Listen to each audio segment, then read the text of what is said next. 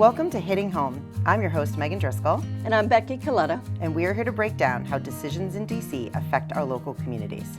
Because all politics are local politics. Welcome to Hitting Home, and I am one of your leaders this morning, Becky and I. Becky. Hi, it's Becky Coletta. Nice to see you again this morning. It's been a little while, actually. We haven't taped in a couple weeks. No, we haven't. You had an awesome vacation. And we've been going everywhere. I know. You've been to Costa Rica. I've been to New York, Washington, D.C. It's been a fun couple weeks, but I'm glad to be back talking to you today. I had my 35th law school reunion in New York. Oh, my God. New York's great. Kind of makes you feel a little old. Yeah, it kind of makes you feel a little old. I'm on the 50th birthday round party, so we're all doing that. We actually have something exciting to talk about, I think, because we've been talking about it and then finally decided that we were going to do this show about labor and sort of Trump, the Project 2025 plan to kind of eliminate our right to organize, essentially, I think was the target. And so we want to talk about what that means for Massachusetts if that were to happen and kind of what's going on the national stage. So you may or may not be aware that Trump has fired the NLRB chair to the National Labor Relations Board. Her name is Gwen Wilcox. Yeah, Gwen Wilcox. Okay. So what do you think that means for, what do you think that means for the beginning of the end of labor? Well, or does it mean anything? I mean, it's, maybe he just didn't like her. No, that's not it. It was, and it's been back and forth because she has won some, the ability to go back. But basically what he's trying to do is make the NLRB unable to function because it's a 5-member board. It needs 3 members to participate in hearings to actually issue a ruling. So what happens is there's all of this work around the right to collectively bargain, the right to establish a union, right? So to vote in a union, that whole election process is controlled by the NLRB under the National Labor Relations Act. And then you have also fair labor standards. So when there's an issue about whether or not they're bargaining appropriately or things like that, it can get escalated up to the National Labor Relations Board. Well, right now, most things sort of get resolved. They are like the Department of Education for education in some ways. Well, but they're more because this is why I think Trump is going after NLRB is in part because they're union, but in part because they have an independent status to adjudicate or to make law in the labor law field. And so because of that, they've been established by statute as this independent of the executive. So he can't just fire the entire NLRB. And he's challenging the constitutionality of that. And well, he did, so he has an executive order. He fired Gwen Wilcox, and he has not replaced. No, because he doesn't intend to maintain it. So what happens is if you go through the process at the regional level, at the local level, normally those disputes would get resolved because if you didn't resolve them, it would get kicked up to the NLRB, and you'd know what precedent said, what prior cases said about your issue. And so you would make a rational decision, and not that many cases would actually go up to the NLRB. They would frequently get settled. Right. Now, if you're an employer who's working with collective bargaining, you have no incentive to settle because if you just dispute whatever the regional office finds, it gets stuck. Right, and nothing gets implemented. Because it can't get resolved because there's no chair of the NLRB. And because there's no majority. Right. So let's talk about the executive order. So he, in addition to firing her from that role, he issued an executive order. Want to tell us a little bit about that? So that was more recently. Yes. He didn't like the fact that he went in to try to just get rid of people and ignore the collective bargaining agreements. He tried to ignore civil service rights. He tried to just get rid of people in all of these different agencies. And when the unions did their job of fighting back and saying, wait a minute, there is some process for someone who's been here all this time. And, you can't just come up with these fake reasons for firing people. Right. Right? And so he issued an executive order that now says that the agencies do not need to collectively bargain.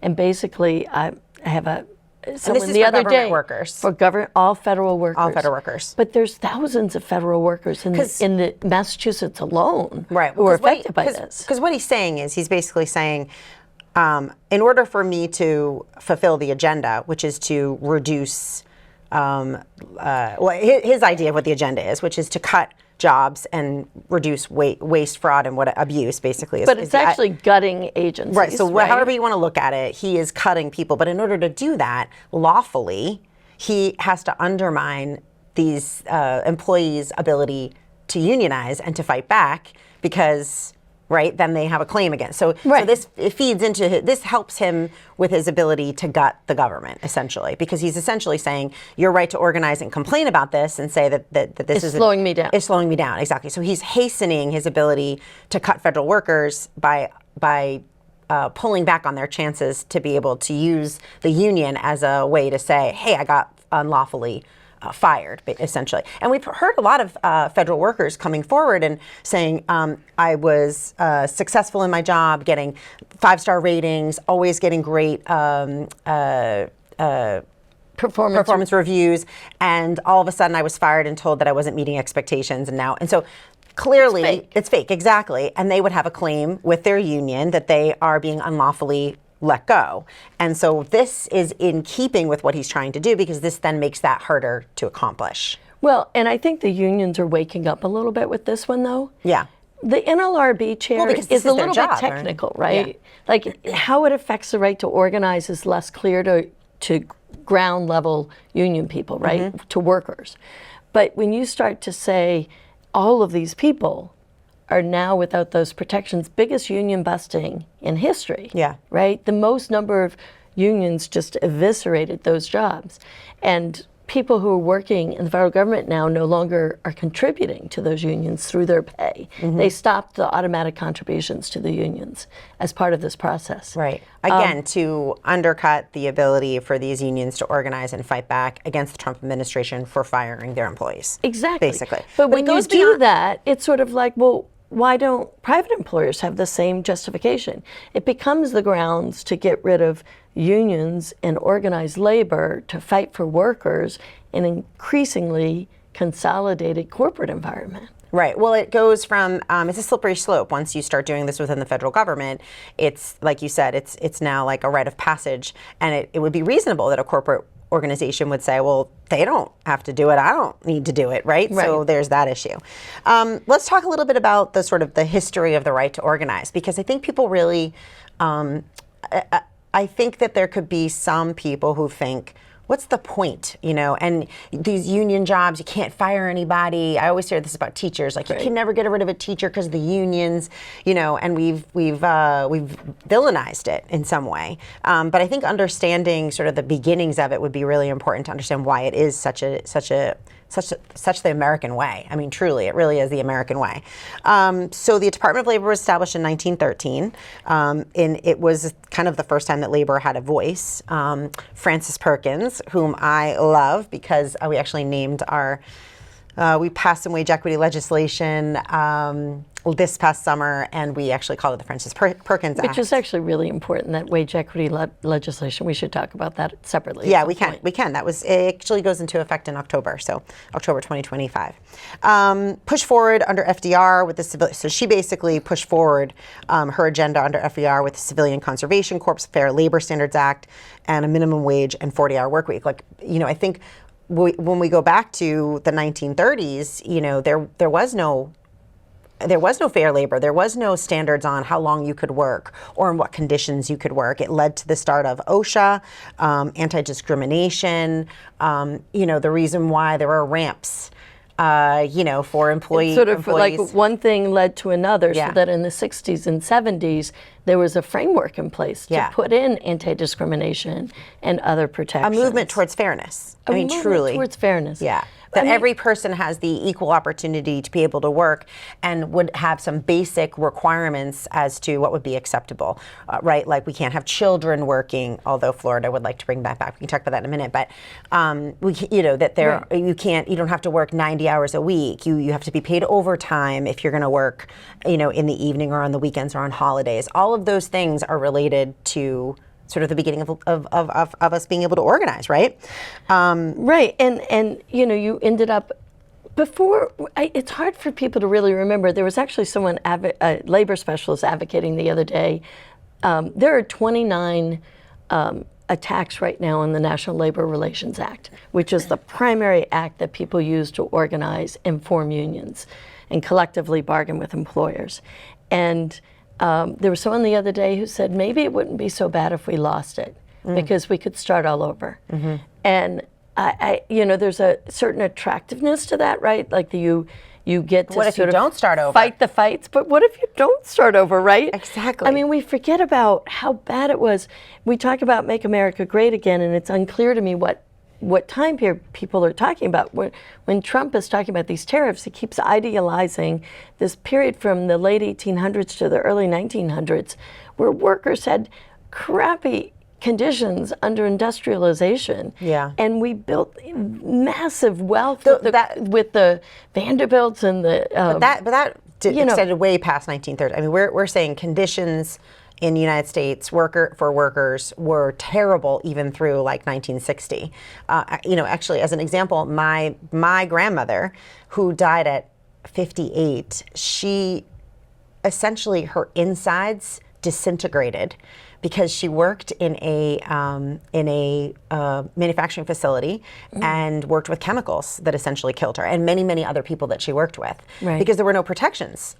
Well, and that's, you know, that happened in the 80s, 60s, 70s, and 80s, you know? Right. So, I mean, it definitely got better, right? But that would never happen today. But think about the fights we had in the mines and the fights we had for coal workers, mining workers, yeah. Think about, you know, Francis Perkins came in after the, what's the shirt factory fire in New York City. Oh, yeah. Where all those people died because they were locked into the factory and they had a fire. Could you imagine that happening today? Well, unfortunately, I'm starting to get back to, you know, that people, I don't know if people care anymore. So that's part of people remembering that the organizing wasn't just about, oh, you can never fire me. It was about a union, a brotherhood and a sisterhood of people fighting together to protect. Yeah. And so what we've had come into the fore in the last 30 years, you know, goes back to your grandmother, OSHA. Yeah. The Occupational Safety Hazard Authority. Yeah. Anyway, OSHA. That's primarily, well, I mean, people know it because they'll see in their office building, you know, if they, you know, there's certain, you have to wear hard hats, you have to wear protective gear, you have to be strapped in if you're going to, you know, those kinds of things. It's basically designed for safety standards for people. If you're going to be working in an environment with chemicals, you need to be protected, which my grandmother was not. She didn't have protective, so she was touching things with her hands, things like that. And the other part of OSHA was NIOSH, the National Institute of Occupational Safety and Health. It's the research arm, essentially, that would come up with what is causing these people to have cancer, what is causing people to die, what is, you know, how are people having these accidents? What can we do to protect coal miners from the effects of coal mining? To protect their lungs. There's amazing research that has happened to make our jobs safer and safer over time. Yeah. Well, if you think about 9/11, if you think about 9/11, NIOSH was, you know, the NIOSH was at the forefront of the research that was done to uncover what happened to people because they got so sick afterwards. And, you know, that none of that would have been done if we didn't have these protections, right? And Trump has, in addition to these other executive orders, he has canceled and fired 90% of the workforce of NIOSH. Yeah. So it's going after workers in so many different ways, and I think because it hasn't yet hit home completely, that workers haven't seen. There was a rally last weekend. Congressman Lynch, who's always been a strong labor supporter, held a rally in Quincy on Saturday as part of the May Day celebrations on workers' rights, and there were probably 1,000 people who showed up at that rally in Quincy. So people are starting to wake up to the impact of all of these changes, making the connection between that and my life. Right. And that it's easy to say, oh yeah, that person should get fired and they're not. It's another thing to say, oh, I might get fired. Yeah, or and I might be it's going to be against. And fair. Yeah. Well, and if we think about, I think I hope that what we're doing in the show, right, is giving people background information and more broad information about the impacts of these things, because I do think that when you grow up, it's an entitlement almost in a way, right? We're entitled because we haven't had to worry about it, right, and we haven't had to think about it, so we just take it for granted. You know, that these protections are in place. I think it's really interesting what's happening in Florida. We'll get to how this is affecting Massachusetts, but I do want to say that I think it's interesting in Florida. So we've basically cut down on immigration. We have immigrants who are theoretically out there picking fields, working on construction sites. They are no longer coming to work. And the solve for that in Florida is to not relinquish entirely, but to make easier for children to work in the evenings and on the weekends. And I don't know exactly the details, but they are looking to expand that because they're hoping that child labor will solve their issues with some of the crops kind of dying on the vine, which is an interesting way to go about that. Well, I mean, yeah, I remember when my grandparents couldn't finish school, right, because they had to work. Yeah, right. And so, are we going back to that? Maybe. And this is this idea. You okay? Excuse me. She had too much fun in Costa Rica and did. came back with. We had to wait to film this because she had a well, I think it was more allergies. Okay, so let's talk about how. So some of the things that the protections that the labor organizing provides us is OSHA, like we just talked about, right, equal pay, minimum wages, overtime pay, firing based on discriminatory practices. Again, what the federal government is doing to federal employees by saying you are not doing what you need to be doing, which is a lie. That is exactly what is supposed to be protected, and it makes every state a right to work state. In a sense. Exactly, and the problems with that. Let's just pause on that. So what does it mean for a state right to, what does a right to work state mean? I just can't believe in Florida that's their solution, right? Because I remember my grandparents not being able to finish school, right, because they had to go to work on the farm. Right. And I can't imagine kids, you know, because of their circumstances and their family, essentially, do they end up having to work overnight and not make it to school the next day when they're freshmen in high school? Right. Well, I think it's interesting to talk about Florida as it relates to them loosening, right, those regulations, whereas Massachusetts is actually doing the opposite. So I want to talk about what Massachusetts is doing, because that's kind of like why we're all here. Like, what does this happen at the federal level, and then how does it affect us here in Massachusetts? Okay. So I think I hope we've explained what would happen if the right to organize would be eliminated. Do you think we should spend a couple minutes on that? No, I mean, just all of these efforts to unionize places like Starbucks and all of the places that still aren't unionized with these large corporations, those, you know, good luck organizing where there's no pushback. And you could see corporate organizations starting to slide. We could see it sort of disintegrate in other places, you know, beyond just the federal government. I mean, and also we could see this loosening of restrictions, like what's happening in Florida, where all of a sudden, you know, there is no overtime pay on Sundays, or we don't have to provide a bathroom that would be ADA compliant, or so you're really talking about a very slippery slope. And by the way, the overtime on Sundays is actually a state law that there was some bargaining around when we got the paid family medical leave. So there's some. So it's weird. There are some issues that we can affect at the state level. Yep. But basic organizing rights, I mean, one of the big things, corporations try to mess up the rights of unions to create a union. in their business. And so they'll do things like have these really intensive meetings where they'll come in and try to convince workers not to sign the union cards, Yes. or not to vote to join a union. And they'll harass employees. And there's some limits to how much those coercive meetings can happen. If you take that away, there's no limit on the ability of the corporation to really lobby on behalf of not doing it. Right. Exactly. And then just, again, I think a basic premise is just everybody knows a friend who's been, or heard about a family member who's been fired for a discriminatory right? So, I mean, I think that basic right of being eliminated is just insane to me. It's insane to me that you can just fire somebody for their sexual preference, or if Well, they're in Massachusetts, disabled. you can't do it for that. You can sue. You can sue, exactly. But you can't There's a afford an mechanism. attorney. Right, exactly. And so what ends up happening is, as an attorney, I can tell you I've had people come into my office saying it was really unfair what happened to me at work. Yeah. And I'm like, that was really unfair, and it was not handled well.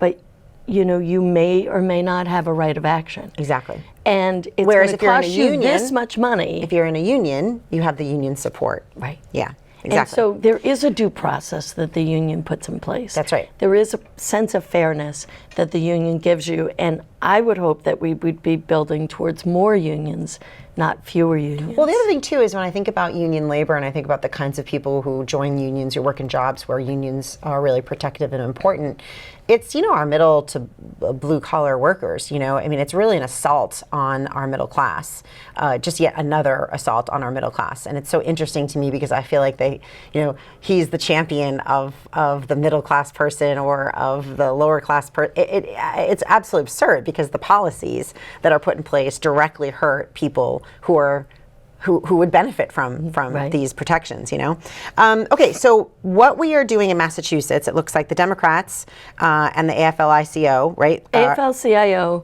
and the Democrats have spearheaded legislation which is pretty innovative. Yep. As far It's as called the I Project know, Labor Act. they've led it, and no other state, New York and Washington, I think, are going to try to get it as well. But Massachusetts has drafted a bill and sort of is a leader on this that would say if the National Labor Relations Act falls, Yeah. or if there are categories of workers who are deemed not to be covered by the National Labor Relations Act, we in Massachusetts are going to secure organizing rights in Massachusetts that kind of mirror or are better than what the federal standards have been. Now, there's a lot of issues there because right now, Massachusetts can't improve on the National Labor Relations Act. They can't improve on what the National Labor Relations Board does with regard to organizing rights. Because the federal guidelines take precedent over whatever would happen at a state level. Is that why? Yeah, so in law we call it preemption. So when the federal government acts in an area and they want that action to be exclusive, the state can't do anything else in that area. Sometimes the federal government is a floor and the state can be more protective.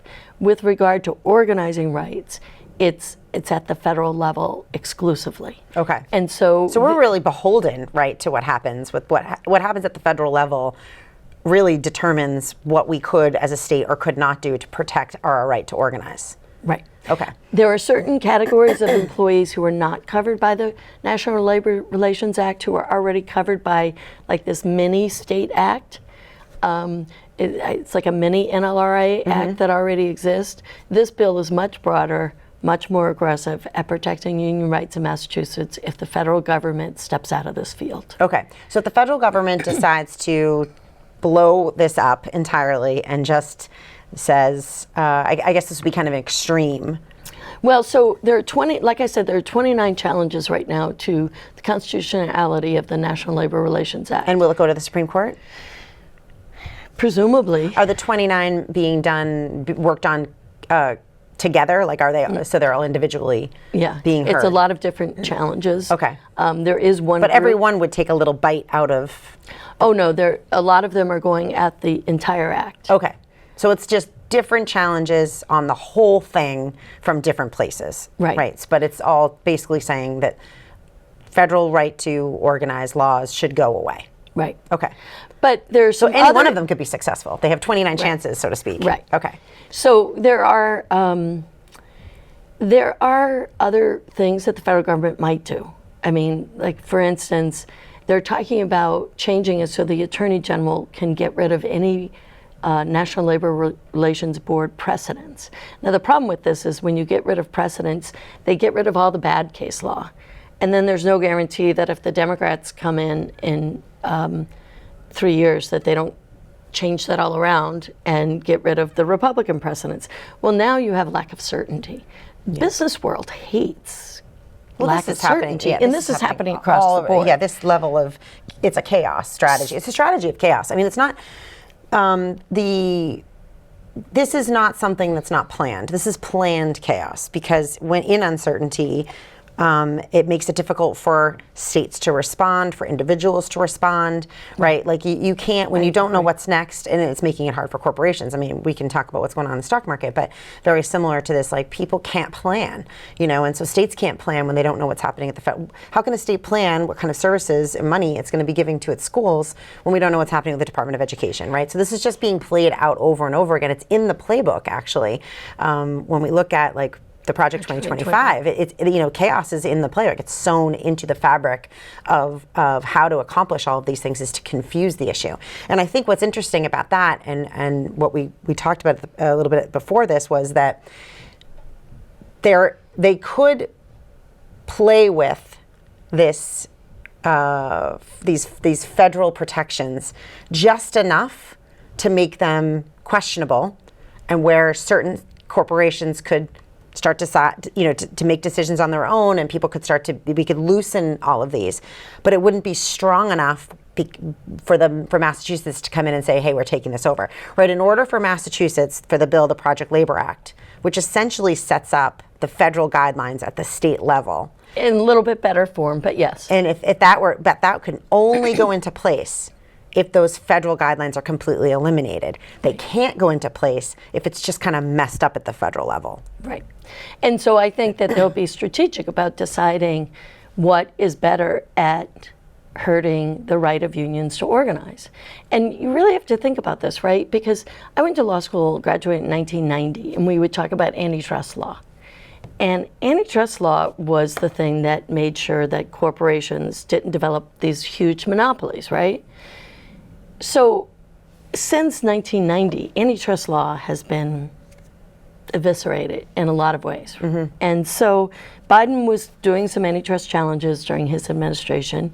But as you allow corporations to get bigger and more concentrated in their field. And more powerful, therefore. They're more powerful, both in terms of lobbying and political activity, as we've seen, mm-hmm. but also in terms of fighting back against workers, right? I mean, if you're the only game in town, you don't have to work so hard to hire employees. Right. Right? You don't have to work so hard to lure employees. Right. And it's much easier to put in really unfair practices. And so, I mean, we're lucky in Massachusetts. We have a really strong AFL-CIO that pulls together an amazing coalition. The Mass Building Trades is mm-hmm. really strong at fighting for workers' rights. We have our congressmen and our U.S. senators who fight for workers' rights. The question is, are we going to end up being on our own on this? Mm-hmm. Or are we going to be able to have other states follow suit? And I believe we'll have other states follow suit. I mean, there's sort of the classic, the New York, California, Michigan, Colorado, hopefully. Michigan, hopefully. Although at one point we might want to talk about Governor Whitmore and what's going on in Michigan. And that's a little weird. That's a little weird. So maybe we'll have an episode on all weird things, including Fetterman.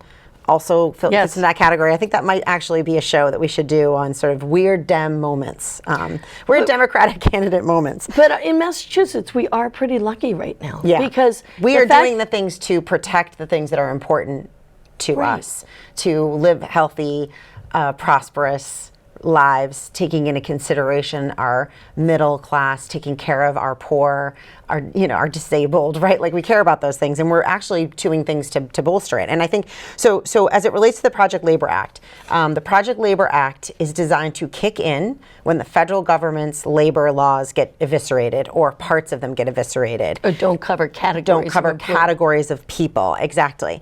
And so it's been filed, if that's correct. It's been filed. And State Rep Marjorie Decker has taken the lead on this with Senator Paul Feeney. Okay.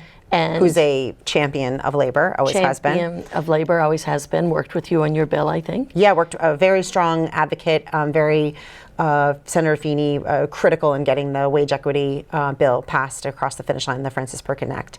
And on the list of AFL-CIO priorities, this is the #1 priority this year. I mean, they're also spending a lot of time working on the federal employees and trying to help federal employees who are being displaced or treated unfairly by the administration, who are a lot of union members who come under the umbrella of the AFL-CIO. But they're also working on looking forward at the Project Labor Act. They're still looking on the bills that, I mean, back when I was on the Labor and Workforce Development Committee at the State House, we were really focused, we didn't have this upheaval at the federal level, so we were really focused on things like wage theft in Massachusetts. And all those things go by the wayside when your basic rights to organize are under attack. I still have some faith that the Wage Theft Act has some chance this year of passing after many, many years in the legislature. Maybe we could talk about that too. We can at some point. But there's other ways to protect, and we are taking the lead on this. And so that is a good thing, but I would like to encourage people to support the efforts of Representative Decker and Senator Feeney and the AFL-CIO in trying to make sure that Massachusetts is in a strong position to protect workers, because the rights of unions bring up the wages of other workers, even non-union workers. Right. Like if they collectively bargain for IBEW for the electricians in the union, that brings up the prevailing wage for non-union members. Right. And that ends up creating a for floor. Electricians all over, for plumbers all over, for all these, for construction workers all over. So I think I think we try to end every show with a call to action, and I think this is very relevant. This is something that we can actually affect change on. So call your legislator and let them know that you want them to support the Project Labor Act, and give them the reasons why, or just send them a note, send them an email. You can find them online, super easy. And I think that's something that could really move the needle in making sure that we have this protection in place in the event, or I guess maybe when the federal government starts stripping away some of these protections, which we think is coming down the pike very soon, right? So and it also sends a strong message of supporting unions, supporting union organizing, supporting our union friends who help to make life better for all of us. Right. Yeah. That's all we have today. We've got a couple really kind of fun episodes coming up, and we hope you'll continue to join us. If you could let us know if you do call your legislator, and we'd love to hear from you. And if you have any interest in specific topics for us to cover, let us know too. Thanks for joining us.